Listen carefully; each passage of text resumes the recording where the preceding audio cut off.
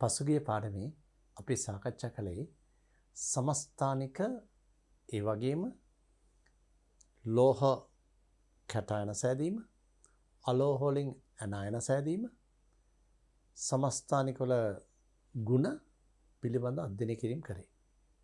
අපි මේ පාඩම අවසානයේදී පරමාණුක ව්‍යුහය යටතේ උපපරමාණුකාංශ වන ඉලෙක්ට්‍රෝන, ප්‍රෝටෝන සහ නියුට්‍රෝන සම්බන්ධයෙන් බහුවර්ණ ප්‍රශ්න 50ක් සාකච්ඡා කළා ගිය පාඩමේ.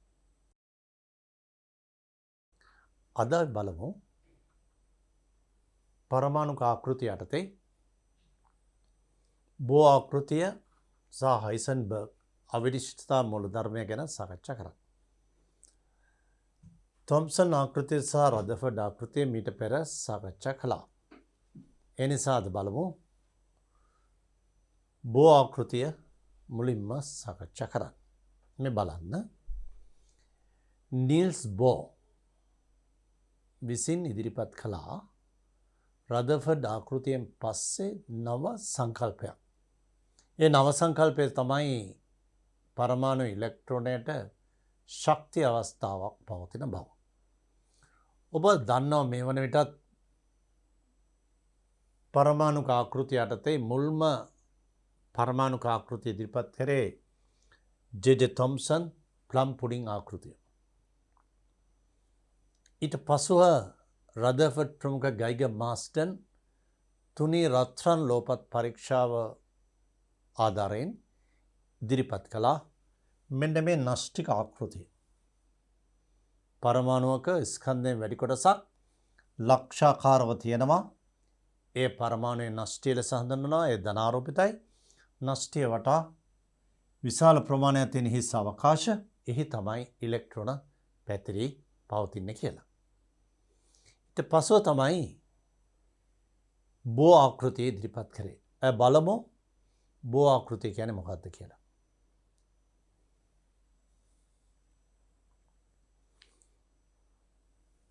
හයිඩ්‍රජන් පරමාණුව ගත්තම හයිඩ්‍රජන් පරමාණුවේ න්‍යෂ්ටිය වටා තියෙනවනේ ඉලෙක්ට්‍රෝනේ. ඒ ඉලෙක්ට්‍රෝනයට තියෙනවා නිශ්චිත ශක්තියක්.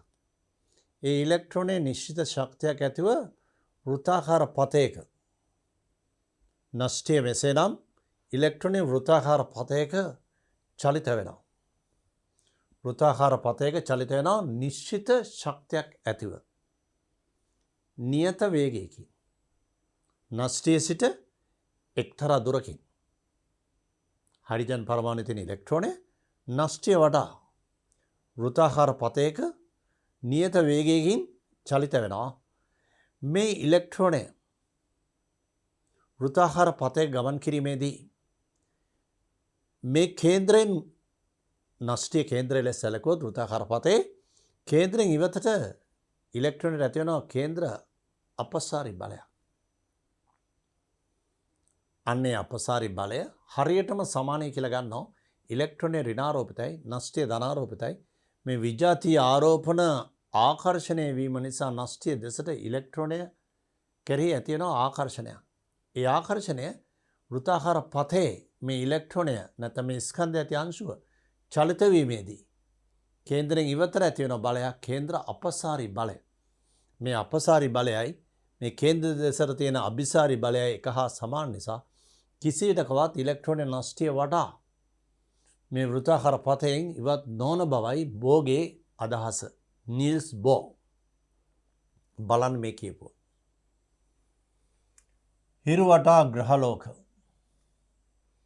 පරිභ්‍රමණය වන්නාසේ පරමාණුක න්‍යෂ්ටියද ඒ වටා වූ කක්ෂවල පරිභ්‍රමණය වන ඉලෙක්ට්‍රෝන වලින් වට වී ඇති බව බෝ යෝජනා කළා. සූර්යය වටා ග්‍රහයින් ගමන් කරනාසේ න්‍යෂ්ටිය වටා ඉලෙක්ට්‍රෝන පරිභ්‍රමණය වෙනවා. තවද ඉලෙක්ට්‍රෝන පරමාණුක කක්ෂවල ස්ථිරව පිහිටීමට නම් න්‍යෂ්ටිය හා ඉලෙක්ට්‍රෝන අතර පවත්නා ස්ථිති විද්‍යුත් බල ඉලෙක්ට්‍රෝනයන් මත ඇති කෙරෙන කේන්ද්‍රාපසාරී බලයට සමාන බව ඔහු උපග්‍රහණය කළේ. ඒ කියන්නේ ඉලෙක්ට්‍රෝනය ඍණාරෝපිතයි නෂ්ටය ධනාරෝපිතයි. ඉලෙක්ට්‍රෝනය ඍණාරෝපිත ස්වරූපය නිසා නෂ්ටය මගින් ඉලෙක්ට්‍රෝනය කෙරෙහි නෂ්ටය දෙසට ආකර්ෂණ බලයක් ඇති කරනවා.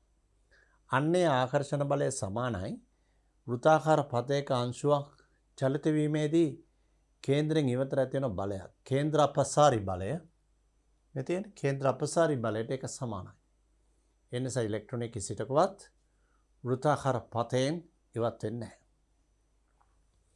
සමාන බව උපග්‍රහණය කළේ මේ තත්ත්වය යටතේ ඉලෙක්ට්‍රෝන වලට නෂ්ටය සිට ඇති දුර නියතව පවත්වා ගනිමින් ඉලෙක්ට්‍රෝන වලට නෂ්ටය වටා නියත වේගයකින් ගමන් කිරීමට සිදුවේ. කියන්නේ ඉලෙක්ට්‍රෝනය නෂ්ටය වටා වෘත්තාකාර පතේ නියත වේගයකින් ගමන් කරනවා. බලමු.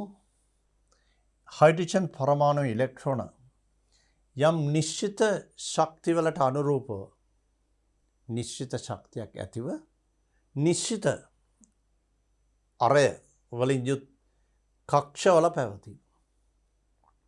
හයිඩ්‍රජන් පරමාණුවේ තියෙන ඉලෙක්ට්‍රෝනය නෂ්ටය සිට නිශ්චිත දුරකින් නිශ්චිත ශක්තියක් ඇතිව පවතිනවා.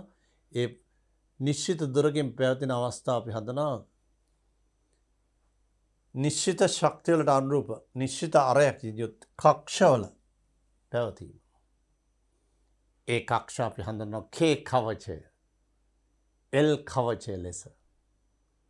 නෂ්ටය සිට යම්කිසි දුරකින් ඉලෙක්ට්‍රෝන තියෙන්නේ ඒ K කවචය. අනුදත් කක්ෂයක පවතින අනුදත් කියන්නේ නිශ්චිත ශක්තියක් ඇති. නිශ්චිත ශක්තියක් ඉලෙක්ට්‍රෝනයකට තියෙනවා. නිශ්චිත ශක්ති අවස්ථාවකට කියනවා අනුදත් කක්ෂයක පවතින ඉලෙක්ට්‍රෝනයකට නිශ්චිත ශක්තියක් ඇත. අනුදත් කක්ෂයක කියන එකේ අදහස ඉලෙක්ට්‍රෝනයට නිශ්චිත ශක්ති අවස්ථාවක් පවතිනවා. අන්නේ නිශ්චිත ශක්ති අවස්ථාවකට තමයි කියන්නේ නිශ්චිත ශක්ති අවස්ථාවක් හඳුන්වන්නේ අනුදත් ශක්ති අවස්ථාවක් හැටියට. අනුදත් කක්ෂයක පවතින ඉලෙක්ට්‍රෝනයකට නිශ්චිත ශක්තියක් ඇත. ඒ කියන්නේ අර නෂ්ටය වටා තියෙන K කවචය ගත්තොත් ඒකට නිශ්චිත ශක්ති අවස්ථාවක් තියෙනවා. L කවචය ගත්තොත් ඒකට ඊට වඩා වැඩි ශක්ති අවස්ථාවක් තියෙන බවයි කියවෙන්නේ. මෙම නෂ්ටය වටා ඇති ඉලෙක්ට්‍රෝනය ළමයිනේ පරමාණුවේ නෂ්ටය වටා ඉලෙක්ට්‍රෝනය තියෙන බව ඇත්ත. ඒ ඉලෙක්ට්‍රෝනය කිසිවිටකවත් ශක්තිය විමෝචනය කිරීමක් හෝ ශක්තිය අවශෝෂණය කිරීමක් නිදහසේ වෙන්නේ. පරමාණුවේ ඉලෙක්ට්‍රෝන නිදහසේ ශක්තිය විමෝචනය කිරීමක් වෙන්නේ. නිදහසේ ඉලෙක්ට්‍රෝනයේ ශක්තිය විමෝචනය කරන්නේ. අපි ශක්තිය දුන්නොත් ඉලෙක්ට්‍රෝනයේ ශක්තිය අවශෝෂණය කරගෙන වැඩි ශක්ති අවස්ථාවකට පත්වේවි. ඒ හැර ඉලෙක්ට්‍රෝනය කිසිටකවත් ශක්ති විමෝචනය කරන්නේ. මෙම නෂ්ටය වටා ඇති ඉලෙක්ට්‍රෝනය ශක්ති විමෝචනය වීම සිදු නොකරන අතරම කිසිටකවත් ශක්ති විමෝචනය කරන්නේ. ඒ වගේම එය සර්පිලාකාර පතේ ගමන් කර නෂ්ටයට නොවැටෙනවා. ඒ කියන්නේ නෂ්ටය වටා ඉලෙක්ට්‍රෝන වෘත්තාකාර පතේ ගමන් කරනවා. කිසිවිටකවත් මේ වෘත්තාකාර පතෙන් ඉවත් වෙලා සර්පිලාකාර පතයක් ඔස්සේ නෂ්ටය ගාවට මේ ඉලෙක්ට්‍රෝනය ළඟා නොවන බවයි නීල්ස් බෝර්ගේ අදහස. ඉලෙක්ට්‍රෝන වලයාකාර පතයක නියත වේගයෙන්ම භ්‍රමණය වෙනවා. බලමු ඊළඟ අවස්ථාව.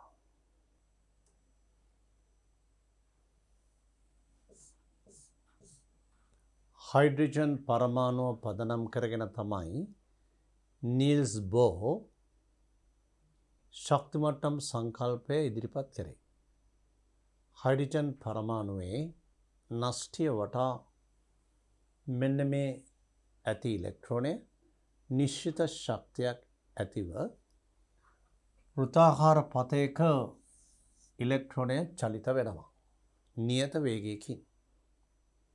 මේ නියත වේගයකින් ස්කන්ධයක් ඇති අංශුවක් වෘත්තාකාර පතයක චලිත වීමේදී මේ කේන්ද්‍රයෙන් ඉවතට ඇති වෙනවා කේන්ද්‍ර අපසාරී බලයක්.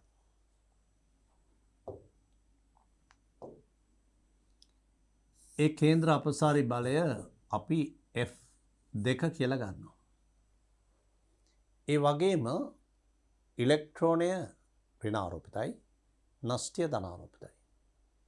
මේ විජාතීය ආරෝපණ නිසා ඉලෙක්ට්‍රෝනය කෙරෙහි නෂ්ටීය මගින් ආකර්ෂණ බලයක් ඇති කරනවා. ඒ ආකර්ෂණ බලය අපි ගමු F1.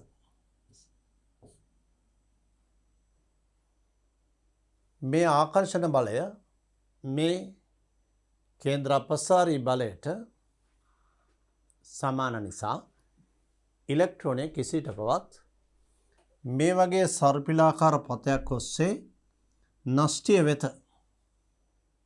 ගමන් නොකරන බව තමයි නීල්ස් බෝර්ගේ අදහස. මේ නිසා මේ ඉලෙක්ට්‍රෝනයට පුළුවන් නිශ්චිත ශක්තියක් ඇතිව හයිඩ්‍රජන් පරමාණුවේ නෂ්ටීය වටා නෂ්ටීය සිට නිශ්චිත දුරකින් නිශ්චිත අරයක් ඇතිව නිශ්චිත ශක්තියක් ඇතිව නෂ්ටීය වටා නියත වේගයකින් පරිභ්‍රමණය වෙන්න භ්‍රමණය වීම සඳහා. මේ තමයි බෝර්ගේ අදහස. ඉලෙක්ට්‍රෝනයට නිශ්චිත ශක්තියක් ඇතිව නියත වේගයකින් භ්‍රමණය වීම. H පරමාණු ඉලෙක්ට්‍රෝනයට විය නොහැකි දේ. ඒ කියන්නේ සර්පිලාකාර පතයක් ඔස්සේ කිසිවිටකවත් නෂ්ටීය වෙත ළඟා නොවේ. මේ තමයි රදර්ෆර්ඩ්ගේ ආකෘතියෙන් පස්සේ නීල්ස් බෝර් ඉලෙක්ට්‍රෝනයට නිශ්චිත ශක්තියක් ඇතිව මේ ආකාරයට නෂ්ටීය වටා නියත වේගයකින් චලිත විය හැකි බව ප්‍රකාශ කළේ. මේ තමයි හයිඩ්‍රජන් පරමාණුවේ ඉලෙක්ට්‍රෝනය මේ නෂ්ටීය මේ ඉලෙක්ට්‍රෝනය පවතින අවම ශක්ති අවස්ථාව තමයි මේ K කවචය කියලා අපි කියන්නේ. මේ ඉලෙක්ට්‍රෝනයට පුළුවන් ඊට වඩා වැඩි ශක්ති අවස්ථාවකට පත් වෙන්න මේ L. M කියන්නේ ඊට වඩා වැඩි ශක්ති අවස්ථාවක්. නිශ්චිත ශක්ති අවස්ථාවක් තියෙන. K කියන්නේ නිශ්චිත ශක්ති අවස්ථාවක්. අනුදත් ශක්ති අවස්ථාවක් කියලා අපි හඳුන්වනවා. නිශ්චිත ශක්ති අවස්ථාවක් K කවචය. ඊගාට L. K ශක්ති අවස්ථාවේ ඇති ඉලෙක්ට්‍රෝනයේ යම් ශක්තියක් වේද L කියන අවස්ථාවේ ඇති ඉලෙක්ට්‍රෝනයේ ශක්තියට වඩා වැඩි. නෂ්ටීය සිට ඈතට යන යන ශක්තිය දෙන වැඩි වෙනවා. K සහ L අතර අතරමැදි ශක්ති අවස්ථාවක් නැහැ. K නම් ශක්ති අවස්ථාවෙන් පස්සේ L නම් ඊට වඩා වැඩි ශක්ති අවස්ථාවක පවතිනවා. ඒවට තියෙන නිශ්චිත ශක්ති ප්‍රමාණ. K, L, M යන ආදී වශයෙන්. මේ තමයි ඒ ශක්ති අවස්ථා හෙවත් K කවචය, L කවචය, M කවචය. නැත්නම් N සමාන 1 හෙවත් K, N සමාන 2 හෙවත් L, N සමාන 3 හෙවත් M. මේ තමයි විවිධ ශක්තිය මට්ටම්. ඉලෙක්ට්‍රෝන පැවතිය හැකි විවිධ ශක්ති අවස්ථා තමයි මේ ඉංග්‍රීසි අකුරු වලින් දක්වලා තියෙන නැත්නම් n සමාන 1 n සමාන 2 n සමාන 3 ආදී වශයෙන් අංකණය කළත් මේක තියෙනවා. හයිඩ්‍රජන් පරමාණු පදනම් කරගෙන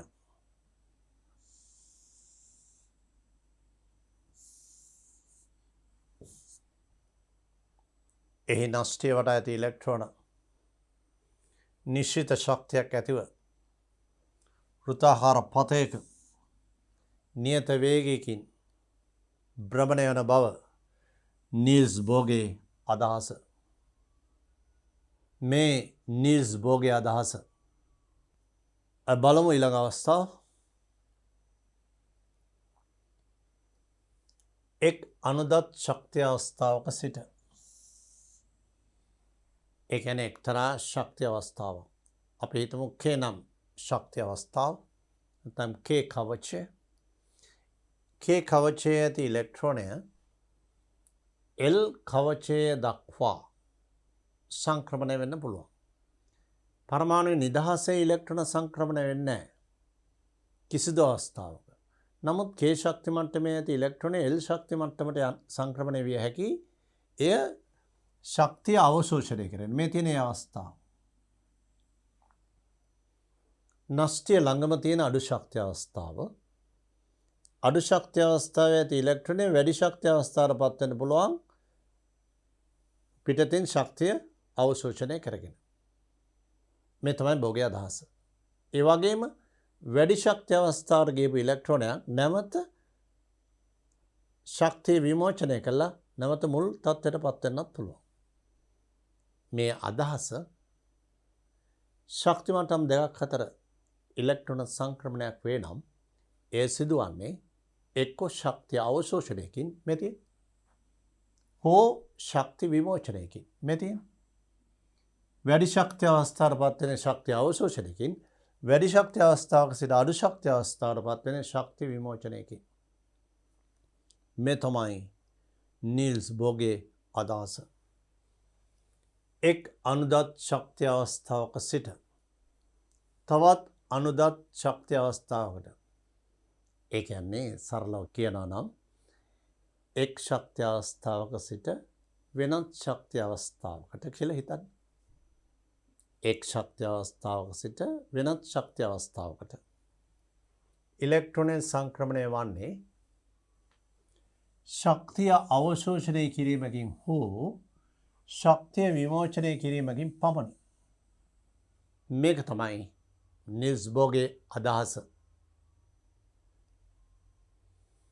මේ තමයි හයිඩ්‍රජන් පරමාණුවේ නෂ්ටිය. මේ තමයි K ශක්ති මට්ටම, මේ L ශක්ති මට්ටම. නෂ්ටිය සිට ඈතට යන්න ශක්තිය වැඩි වෙනවා. බලමු ඊළඟ අවස්ථාව. බලමු ඉලෙක්ට්‍රෝන ශක්ති මට්ටම් අතර සංක්‍රමණය වීමේදී අපි සඳහන් කළා එක්ක ශක්තිය අවශෝෂණය එක්ක ශක්ති විමෝචනය. ඒ ශක්තිය අවශෝෂණය හෝ ශක්ති විමෝචනය කරන්නේ විකිරණ වශයෙන්. මේ තියෙන ශක්ති මට්ටම් අතර ඉලෙක්ට්‍රෝන සංක්‍රමණයේදී ශක්තිය අවශෝෂණය හෝ ශක්ති විමෝචනය. ශක්තිය අවශෝෂණය හෝ ශක්ති විමෝචනය කෙරෙන්නේ විකිරණ වශයෙන්. විකිරණයක ශක්තිය ඉදිරිපත් කරන්නේ ප්ලාන්ක් සමීකරණය. ප්ලාන්ක් සමීකරණය තමයි E සමානයි h nu. E කියන්නේ ශක්තිය. h කියන්නේ නිශ්චිත අගයක්. මෙන්න ඒ අගය. 6.626 10 ජූල් තත්පර JS ජූල් තත්පර. ප්ලාන්ක් නියතය. නිව් කියන්නේ විකිරණයේ සංඛ්‍යාතය. මැක්ස් ප්ලාන්ක් ඉදිරිපත් කරපු ප්ලාන්ක් සමීකරණයෙන් තමයි යම් ශක්ති මට්ටමක සිට තවත් ශක්ති මට්ටමකට ඉලෙක්ට්‍රෝනයක් සංක්‍රමණය වීමේදී පිටවන විකිරණයේ ශක්තිය සොයාගන්නේ. එක් ශක්ති අවස්ථාවක සිට තවත් ශක්ති අවස්ථාවකට ඉලෙක්ට්‍රෝනයක් සංක්‍රමණය වීමේදී ශක්තිය පිටවන්නේ හෝ අවශෝෂණය වන්නේ විකිරණ වශයෙන්. ඒ විකිරණයක තිබිය හැකි අවම ශක්ති ප්‍රමාණය තමයි E සමානයි h nu වලින් ඉදිරිපත් කරන්නේ. අවම ශක්ති ප්‍රමාණය. විකිරණයක තිබිය හැකි අවම ශක්ති ප්‍රමාණය. ඒ ඉලෙක්ට්‍රෝන සංක්‍රමණයේදී ශක්ති මට්ටම් දෙකක් අතර ඉලෙක්ට්‍රෝන සංක්‍රමණයේදී ඊට අදාළ ශක්ති ප්‍රමාණය හඳුන්වන්නේ E සමානයි h nu වලින් ලැබෙන අගය අපි හඳුන්වන්නේ ෆෝටෝනයක් ලෙස. ෆෝටෝනයක ශක්තිය ලෙස. ඒ ශක්ති ප්‍රමාණය මේ තියෙන විකිරණයක අවම ශක්ති ප්‍රමාණය හඳුන්වන්නේ ෆෝටෝනයක ශක්තිය ලෙස. ෆෝටෝන ලෙස. මේ නිසා ඕනම විකිරණයක යම්කිසි ශක්ති ප්‍රමාණයක් වෙතොත් ඕනම විකිරණයක යම්කිසි ශක්ති ප්‍රමාණයක් වෙතොත් එය ෆෝටෝන වල ගුණාකාරයක් විය යුතුයි. ඒතර අපි උදාහරණයක් හැටියට හිතමු L නම් කවචයේ සිට K කවචයට.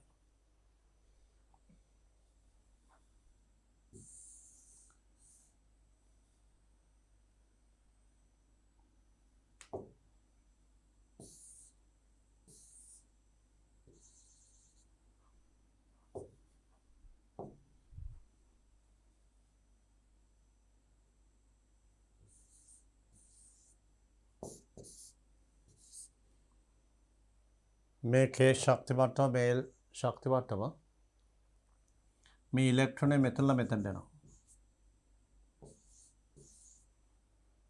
ඉහළ ශක්ති අවස්ථාවක සිට මේ අඩු ශක්ති අවස්ථාවට ඉලෙක්ට්‍රෝන සංක්‍රමණයේදී ශක්තිය පිට වෙනවා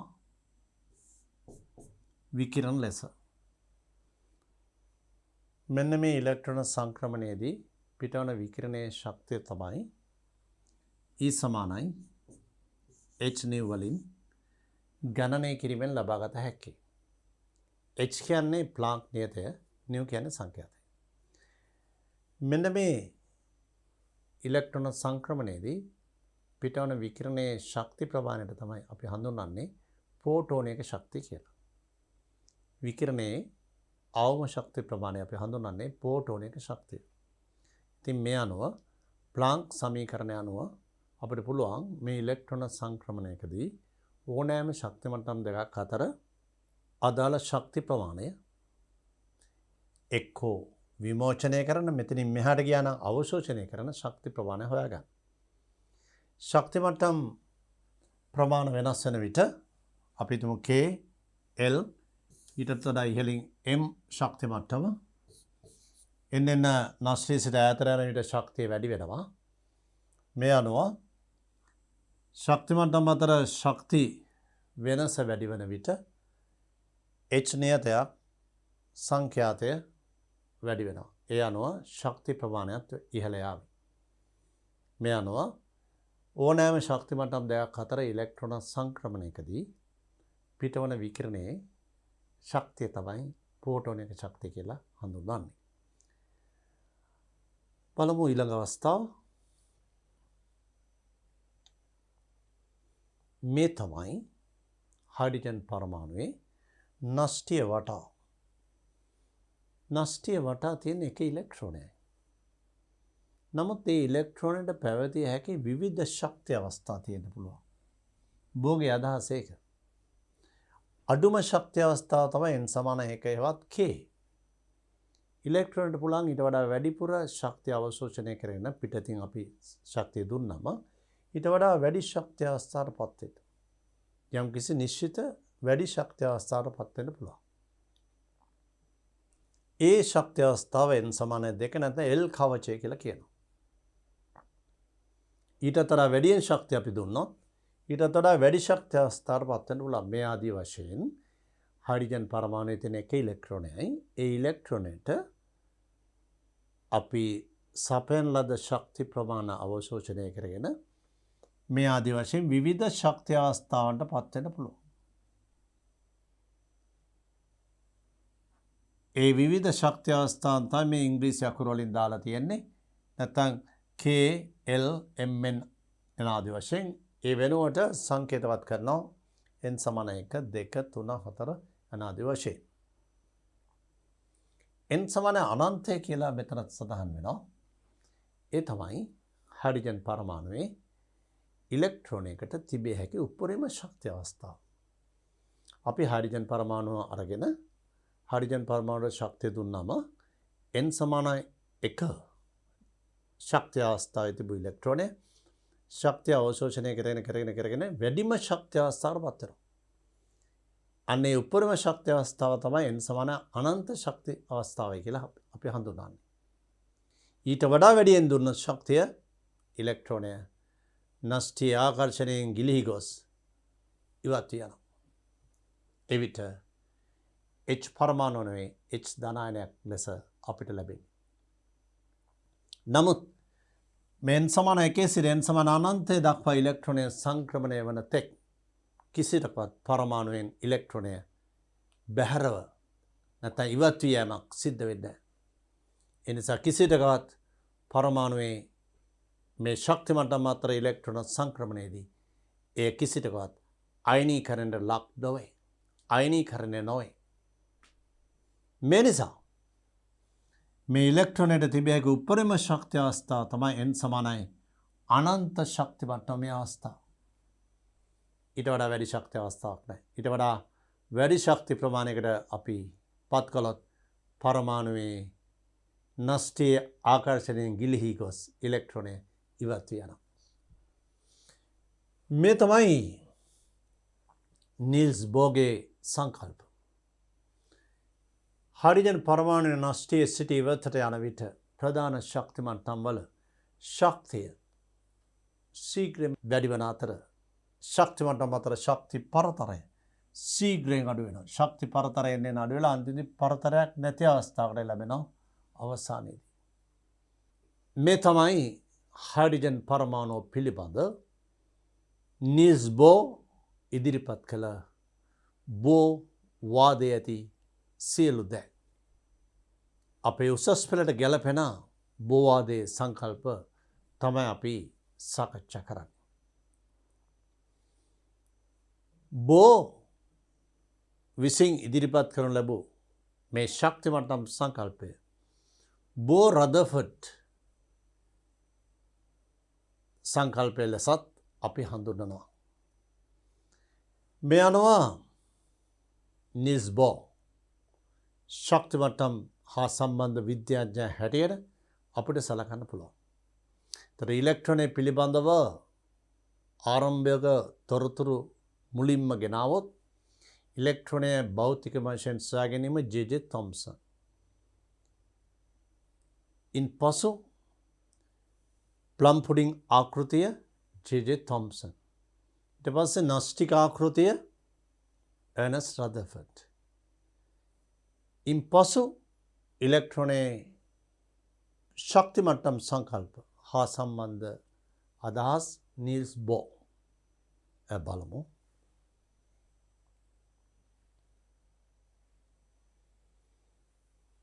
හයිඩ්‍රජන් පරමාණුවේ නෂ්ටීය හා ඉලෙක්ට්‍රෝන පවතින පළමු කවච හතර හෙවත් ශක්ති මට්ටම් හතර මේ සඳහන් කරලා තියෙන්නේ. KLMN කවච හෙවත් n සමාන 1 K n සමාන 2 L n සමාන 3 M මේ ආදි වශයෙන් n සමාන 1 සිට n සමාන අනන්තය දක්වා වූ ශක්ති මට්ටම් මේ H පරමාණුවේ ඉලෙක්ට්‍රෝනයකට තිබිය හැකියි. n සමාන අනන්ත ශක්ති මට්ටම යන්නේ අදහස් කරන්නේ හයිඩ්‍රජන් පරමාණුවක ඉලෙක්ට්‍රෝනය සඳහා තිබිය හැකි උපරිම ශක්ති අවස්ථාව.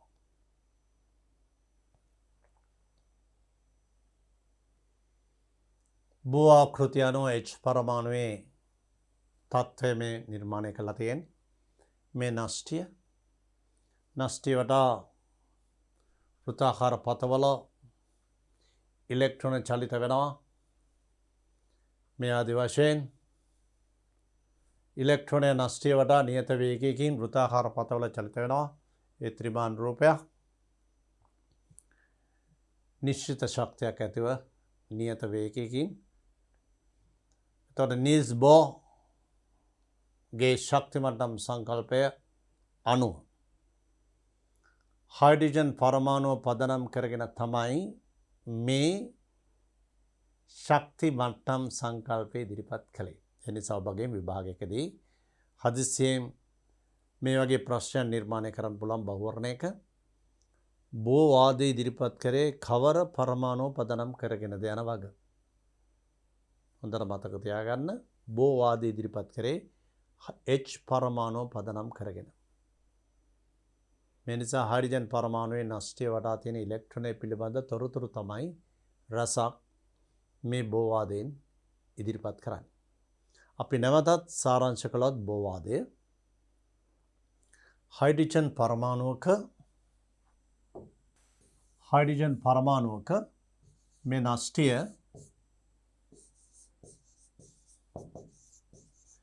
නාස්ටිය වටා ඇති ඉලෙක්ට්‍රෝනය නියත වේගයකින් නිශ්චිත ශක්තියක් ඇතිව H පරමාණුවේ නෂ්ටය වටා වෘත්තාකාර පතයක චලිත වෙනවා. නිශ්චිත ශක්ති ප්‍රමාණයක් ඇති මේ ඉලෙක්ට්‍රෝනයට පුළුවන් තවත් ශක්ති ප්‍රමාණ අවශෝෂණය කරගෙන වෙනත් ශක්ති අවස්ථාවකට සංක්‍රමණය වෙන්න. ශක්තිය අවශෝෂණය කරගෙන ඊට වඩා වැඩි ශක්ති අවස්ථාවකට පත් වෙන්න පුළුවන්. H පරමාණුවේ නෂ්ටය අසලම තියෙන නිශ්චිත ශක්ති අවස්ථාව K, ඊට වඩා වැඩි ශක්ති අවස්ථාව L, ඊට වඩා වැඩි ශක්ති අවස්ථාව M. වැඩි ශක්ති අවස්ථාවකට ඉලෙක්ට්‍රෝනය පත්විය හැක්කේ නිශ්චිත ශක්ති ප්‍රමාණයක් අවශෝෂණය කරගෙන. එය E සමානයි h nu සමීකරණයෙන් ඉදිරිපත් කරන්න පුළුවන් ප්ලාන්ක් සමීකරණය. නැවතත් ඉලෙක්ට්‍රෝනයට පුළුවන් වැඩි ශක්ති අවස්ථාවක සිට අඩු ශක්ති අවස්ථාවකට සංක්‍රමණය වෙන්න නිශ්චිත ශක්ති ප්‍රමාණ විමෝචනය කරමි. මේ විමෝචනය කරන ශක්ති ප්‍රමාණ හඳුන්වන්නේ ෆෝටෝන ලෙස. ෆෝටෝන එක ශක්තිය ලෙස මේ නිශ්චිත ශක්ති ප්‍රමාණයක් හඳුන්වන්නේ. හයිඩ්‍රජන් පරමාණු ඉලෙක්ට්‍රෝනයේ කිසිටකවත් නිදහසේ ශක්ති මට්ටම් අතර සංක්‍රමණයක් සිදු නොවේ.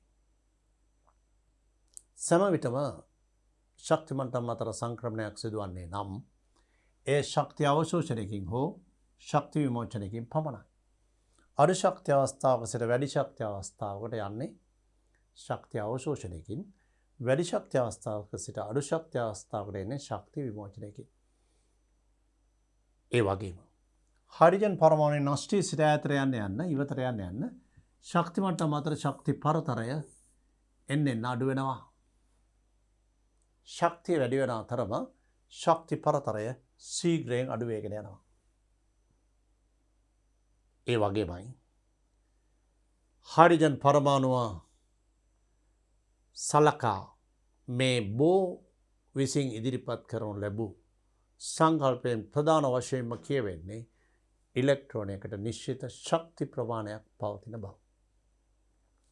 මේ තමයි බෝ වාදය. අපි බලමු ඊළඟ අවස්ථාව.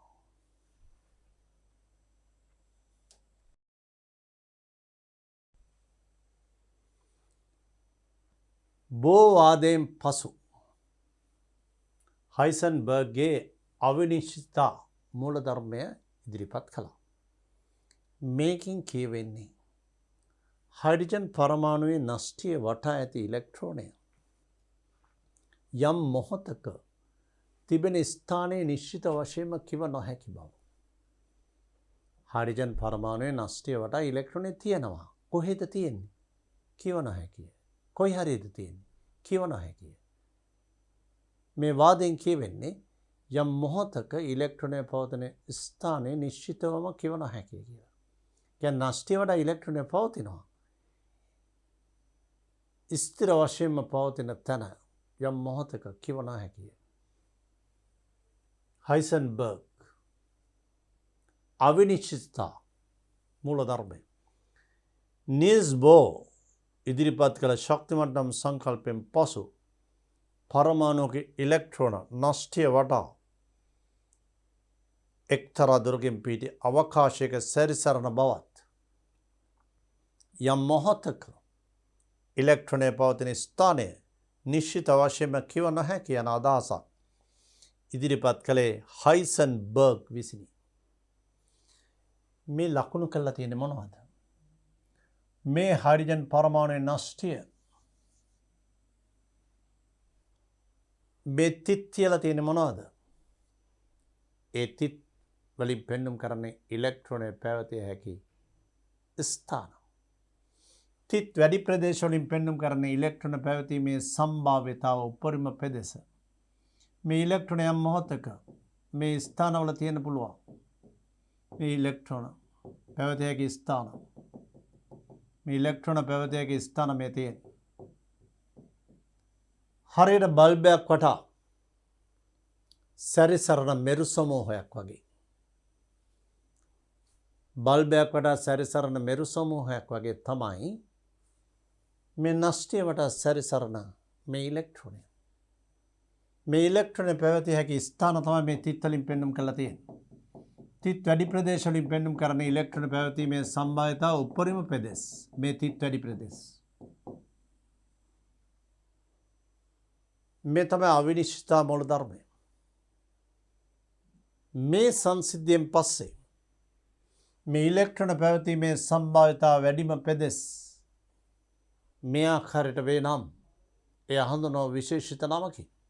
මේ බලන්න. මෙහි කාක්ෂිකය යන්නේ අදහස් කරන්නේ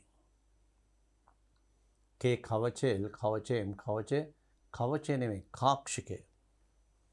කාක්ෂිකය යන්නේ අදහස් කරන්නේ නෂ්ටිය වටා ඉලෙක්ට්‍රෝන පැවතීමේ සම්භාවිතාව උපරිම ප්‍රදේශ.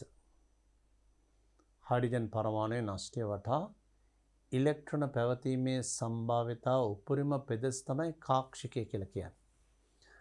හයිඩ්‍රජන් පරමාණු නෂ්ටි ගත්තොත් නෂ්ටිය වටා යම්කිසි ගෝලයක් ගත්තොත් ඒ ගෝලයේ කබලෙහි තමයි ඉලෙක්ට්‍රෝන පැවතීමේ සම්භාවිතාව උපරිම වන්නේ. මෙති ත්‍රිමාන රූපයක පැතිපෙනුම. නෂ්ටි සිට එක්තරා දුරකින් වූ ගෝලයක් ගත්තොත් ඒ ගෝලයේ කබලෙහි තමයි ඉලෙක්ට්‍රෝන පැවතීමේ සම්භාවිතාව උපරිම ප්‍රදේශ. මේ නිසා ඉලෙක්ට්‍රෝනයක් නෂ්ටිය වටා පැවතීමේ සම්භාවිතාව උපරිම ප්‍රදේශයට කියන කාක්ෂිකය. කාක්ෂිකය කියන සංකල්පය මෙතනින් පස්සේ අපි මේ ක්වොන්ටම් යාන්ත්‍ර විද්‍යාව හා එහි අභ්‍යන්තරයට උසස් පෙළ පන්තියේ සාකච්ඡා නොකරන නිසා පරමාණුක ආකෘතිය යටතේ අපි මෙතනින් මේ ආකෘතිය නිම කරනවා. එතකොට අපි පරමාණුක ආකෘතිය යටතේ ඉගෙන ගත්තේ තොම්සන්ගේ ප්ලම් පුඩින් ආකෘතිය පළවෙනි එක. මුල්ම ආකෘතිය. දෙවෙනි එක රදර්ෆර්ඩ්ගේ නෂ්ටික ආකෘතිය. ධනාරෝපිත නෂ්ටියක් පරමාණුවේ විශාල ප්‍රදේශයක් හිස් තියෙන්නේ. ඒ හිස් ප්‍රදේශවල ඉලෙක්ට්‍රෝන පවතින බව. තුන්වෙනි එක රදර්ෆර්ඩ් බෝ ආකෘතිය. ඒකෙන් අදහස් කරන්නේ නෂ්ටිය වටා තියෙන ඉලෙක්ට්‍රෝනය නිශ්චිත ශක්තියක් ඇතිව නියත වේගයකින් වෘත්තාකාර පථවල චලිත වන බව. ඉන්පසු හයිසන්බර්ග් අවිනිශ්චිතතා මූලධර්මය හයිඩ්‍රජන් පරමාණුවේ නෂ්ටිය වටා ඇති ඉලෙක්ට්‍රෝනය යම් මොහොතක පවතින ස්ථානය කිව නොහැකි.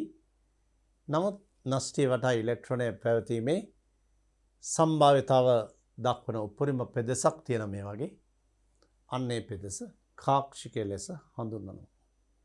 මේ තමයි පරමාණුක ආකෘති. අපි පළවන එකකේ පරමාණුක ආකෘති සියල්ලම මේ වන විට සාකච්ඡා කරලා අවසන්. අපි දැන් බලමු ඊළඟ අවස්ථාව.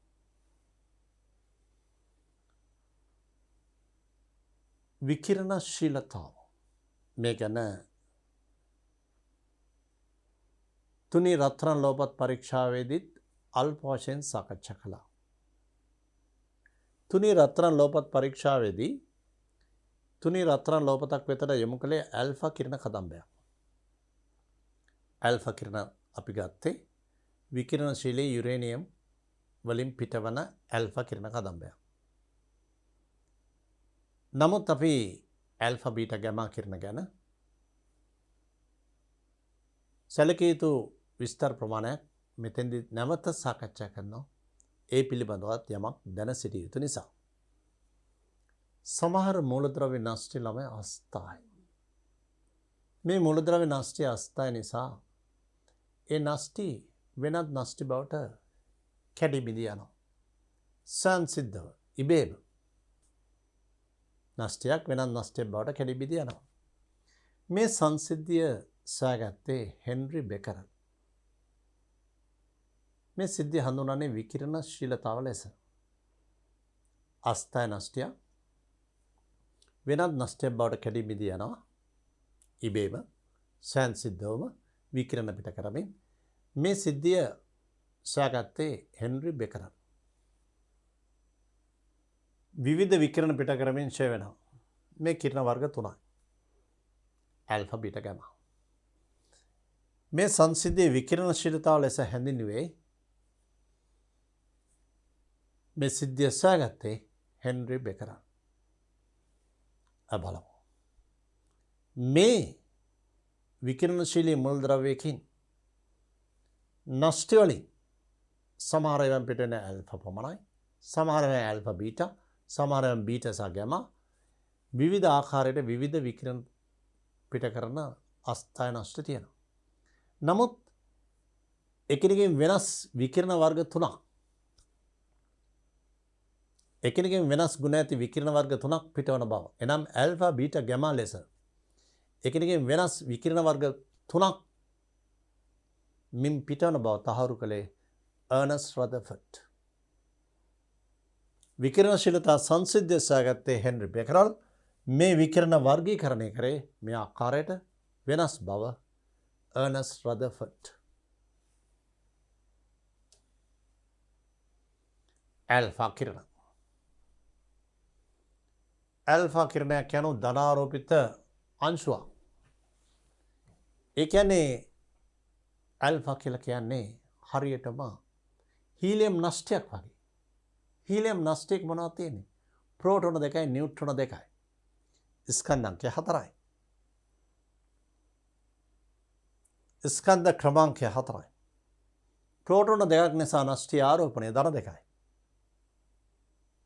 මේ නිසා ඇල්ෆා අංශුව ධනාරෝපිතයි. විකිරණශීලී මූලද්‍රව්‍යක නෂ්ටි අස්ථායි. ඒ නෂ්ටි අස්ථායි නිසා ඒ නෂ්ටෙන් ඉබේම පිට වෙනවා. සංසිද්ධව පිට වෙනවා. ප්‍රෝටෝන 2ක් හා නියුට්‍රෝන 2ක් ඇති ඇහැට නොපෙනෙන කුඩා අංශුවක්.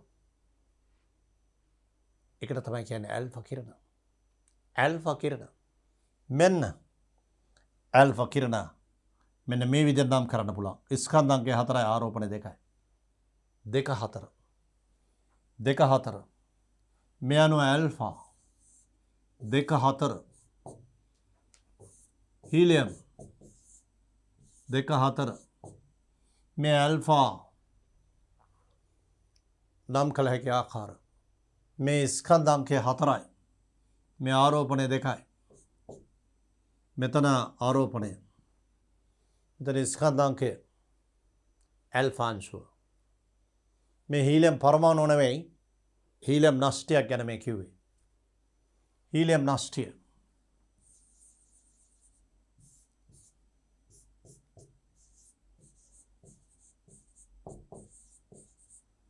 මේ අනුව ඇල්ෆා කියලා කියන්නේ හීලියම් නෂ්ටය.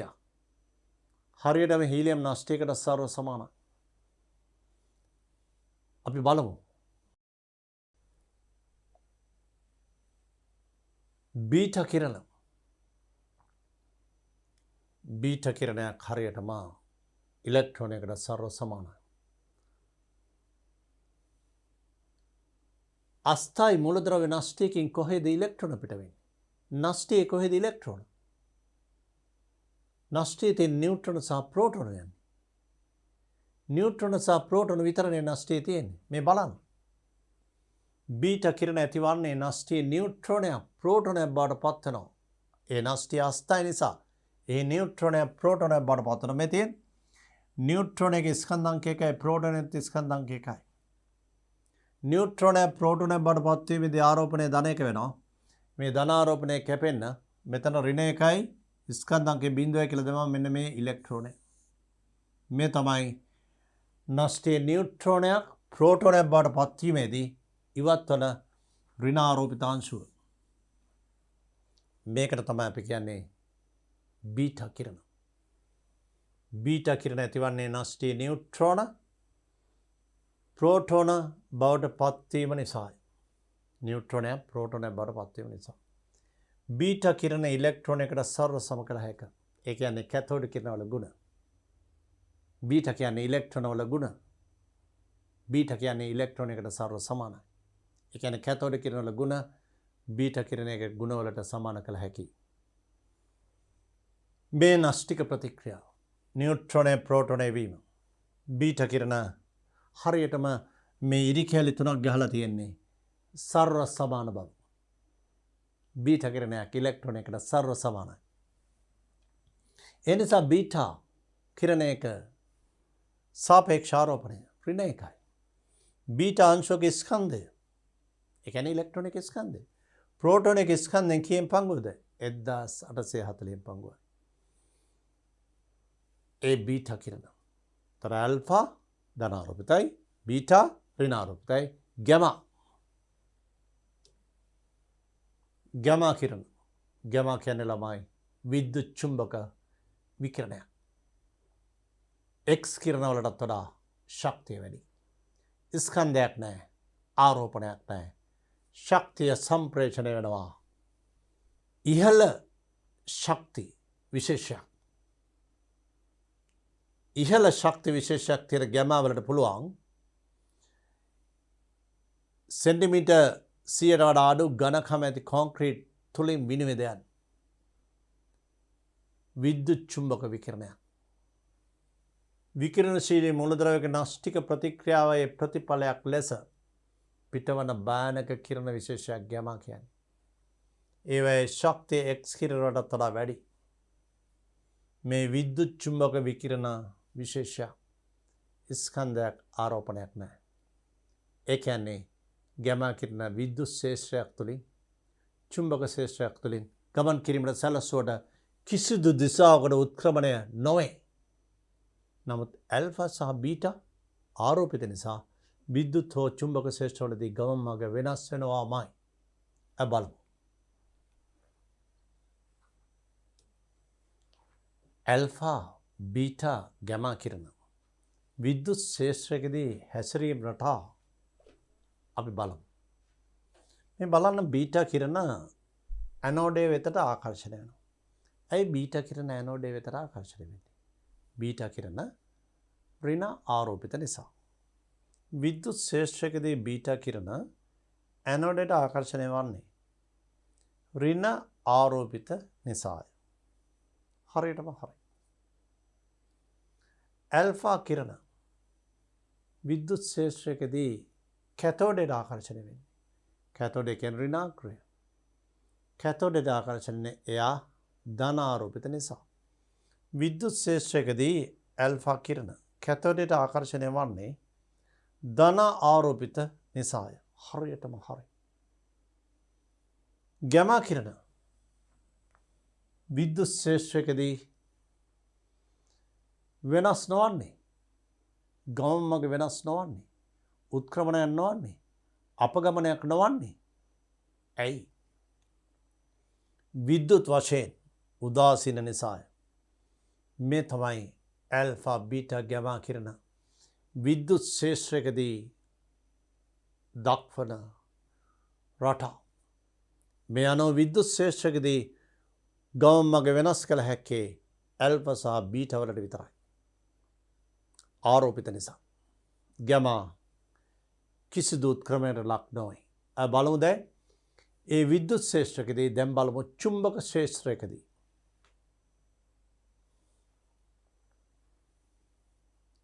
N කියන්නේ උත්තර ද්‍රවය. S කියන්නේ දක්ෂිණ ද්‍රවය. මේ තියෙන චුම්බක ද්‍රව දෙක. මේ චුම්බක ද්‍රව දෙක මේ විදිහට සකස් කළාම මේ චුම්බක ද්‍රව දෙක අතර මේ අවකාශයේ තියෙන චුම්බක බල රේඛා ව්‍යාප්ත වෙනවා. ඒ චුම්බක බල රේඛා ව්‍යාප්ත වන අවකාශයට කියන චුම්බක ශේෂ්ත්‍රය. අපි මේ චුම්බකයේ උත්තර ද්‍රවය මේ දක්ෂිණ ද්‍රවය. මේ චුම්බක ශේෂ්ත්‍රය තුළින් ඇල්ෆා බීටා ගැමා කිරණ ගමන් කිරීමට සලස්වම අර විද්‍යුත් ශේෂ්ත්‍රය වගේම තමයි. ගමන් මග වෙනස් වෙන්නේ ඇල්ෆා සහ බීටා වල විතරයි. මතක තියාගන්න කිසි විටකවත් චුම්බක ද්‍රව්‍ය වෙත කිසිදු ආරෝපිත අංශුවක් ආකර්ෂණය නොවන බව. නමුත් චුම්බක ශේෂ්ත්‍රයට ලම්බකව මේ ගමන් මග වෙනස් වෙනවා. ගැමා කිරණවල කිසිදු උත්ක්‍රමණයක් ඇති වෙන්නේ නැහැ. විද්‍යුත් වශයෙන් උදාසීන නිසා. නමුත් ඇල්ෆා සහ බීටා චුම්බක ශේෂ්ත්‍රයකදී ගමන් මග වෙනස් වෙනවා. චුම්බක ශේෂ්ත්‍රයට බල රේඛා පහළට තියෙන්නේ. චුම්බක බල රේඛා පහළට තියෙන්නේ මේ ඇල්ෆා වල ගමන් මග. හරියටම බල රේඛාවට අංශක 90ක කෝණයක් මෙතන තියෙන්නේ. මේ චුම්බක ශේෂ්ත්‍රයට ලම්බකව හැරෙනවා කියන්නේ මේ එන ඇල්ෆා කිරණය මේ විදිහට හැරෙනවම දැනුත් කෝණය අංශක 90යි. මුලින් තිබිච්ච කෝණයත් අංශක 90යි. මේ හැරුණන් පස්සේ ඒත් අංශක 90යි. චුම්බක බල රේඛා පහළට බල රේඛා වලට ලම්බකව ගමන් මග වෙනස් වෙනවා. ඇල්ෆා කිරණවල ගමන් මග මේ පැත්තට නම් බීටා කිරණවල ගමන් මග ඊට ප්‍රතිවිරුද්ධ දිශාවට මේ විදිහට චුම්බක ශේෂ්ත්‍ර හමුවේ ඇල්ෆා සහ බීටා වල ගමන් මග වෙනස් වෙනවා. ආරෝපිත නිසා කිසියක චුම්බක ද්‍රව්‍යයට ආකර්ෂණය නොවේ. ගැමා චුම්බක ශේෂ්ත්‍ර හමුවේ කිසිදු උත්ක්‍රමණයක් නොදක්වයි. මේ තමයි විකිරණශීලී මුලද්‍රව්‍යකින් පිටවන ඇල්ෆා බීටා ගැමා කිරණවල ගුණ අපි ඒ අධ්‍යයනය කළේ. ඒවා සියල්ලම හොඳින් මතක තබා ගත යුතුයි. දැන් බලන්න ඇල්ෆා බීටා ගැමා කිරණවල ප්‍රවේගය. ගැමා විතරයි විද්‍යුත් චුම්බක විකිරණයක් වන්නේ. ඒ නිසා එහි ප්‍රවේගය ආලෝක ප්‍රවේගයට සමානයි. C ආලෝක ප්‍රවේගය.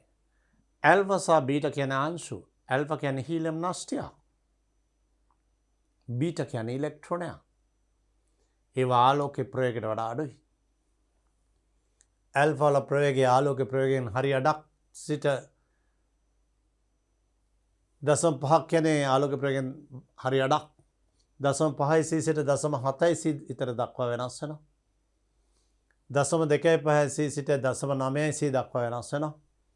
මේ ඇල්ෆා මේ බීටා ඇල්ෆා වල ප්‍රවේගය 0.5 සිට 0.7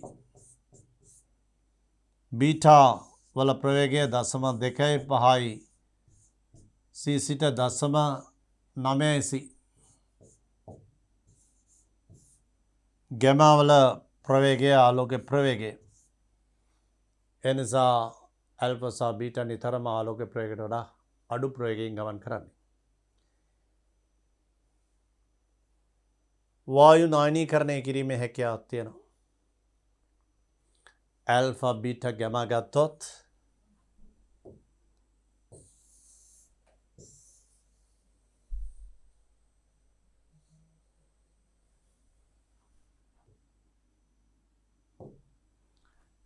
ඇල්ෆා බීටා ගැමා කිරණ ගත්තොත් විනිවිද යාමේ හැකියාව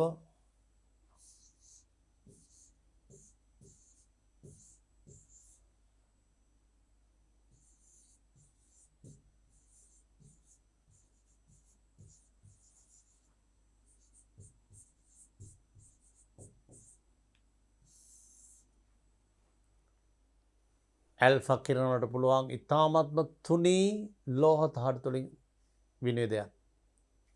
ඔබ ඉගෙන ගත්තනේ තුනී රත්රන් ලෝහපත් පරීක්ෂාව. ඉතාමත්ම තුනී ලෝහ පත්‍ර තුලින් පමණයි ඇල්ෆා වලට විනිවිද යන්න පුළුවන්. කඩදාසියක් තුලින් විනිවිද යන්න බෑ ඇල්ෆා වලට. නමුත් කඩදාසියට වඩා ඉතාමත්ම තුනී ඝනකම ඇති ලෝහ පත්‍ර තුලින් ඇල්ෆා වලට විනිවිද යන්න පුළුවන්. ඉතාමත්ම තුනී වෙන්න ඕන. තුනී රත්තරන් ලෝහපත් පරීක්ෂාව ඔබට මතක ඇති. බීටා සෙන්ටිමීටර් 0.2ට වඩා අඩු ඝනකම ඇති ලෝහ පත්‍ර තුලින් විනිවිද යන්න පුළුවන්. ඒ කියන්නේ සෙන්ටිමීටර් 0.2ට වඩා අඩු නම් ඝනකම ඒ ලෝහ පත්‍රය තුලින් විනිවිද යෑමේ හැකියාවක් තියෙන බීටා වලට. ඇල්ෆාට වඩා බීටා වල විනිවිද යෑමේ හැකියාව වැඩි. ගැමා වලට පුළුවන් සෙන්ටිමීටර් 100ට වඩා අඩු ඝනකම ඇති කොන්ක්‍රීට් තුලින් විනිවිද යන්න. විනිවිද යෑමේ හැකියාව වැඩිම ගැමා, අඩුම ඇල්ෆා. ඒ විනිවිද යාමේ හැකියාව. අපි වායු පදාර්ථ අයනීකරණය කිරීමේ හැකියාව ගත්තොත් අයනීකරණය කිරීමේ හැකියාව මීට වඩා වෙනස්. වායුන්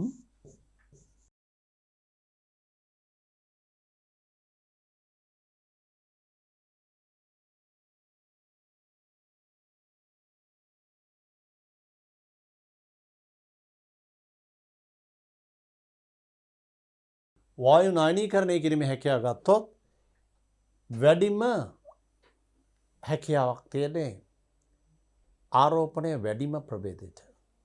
ආරෝපණය වැඩිම ප්‍රභේදය කියලා ගත්තොත් ඇල්ෆා, බීටා, ගැමා සාපේක්ෂ ආරෝපණය.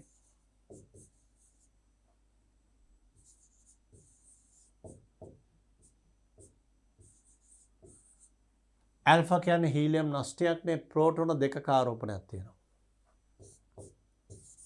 බීටා කියන්නේ ඉලෙක්ට්‍රෝනයක්නේ ඍණ එකක. ගැමා උදාසීනයි. මේ නිසා ආරෝපණ ප්‍රමාණය ගත්තොත් ප්‍රමාණාත්මක වැඩිම ඇල්ෆා. ඒ නිසා වායුන් වැඩිපුර අයනීකරණය කිරීමේ හැකියාවක් තියෙන්නේ වායුන් අයන බවට සුළු වශයෙන් හෝ පත් කිරීමේ හැකියාවක් තියෙන ඇල්ෆා වලට. ඒ නිසා වායුන් අයනීකරණය කිරීමේ හැකියාව වැඩිම ඇල්ෆා. ඊට අඩුයි බීටා, ඊට අඩුයි ගැමා. විනිවිද යාමේ හැකියාව වැඩිම ගැමා. නමුත් වායුන් අයනීකරණය කිරීමේ හැකියාව අඩුම ගැමා. මේ තමයි ඇල්ෆා බීටා ගැමා කිරණවල ගුණාංග කිහිපයක් සඳහන් කළේ. අද බලමු නියුක්ලයිඩ් සම්බන්ධයෙන්.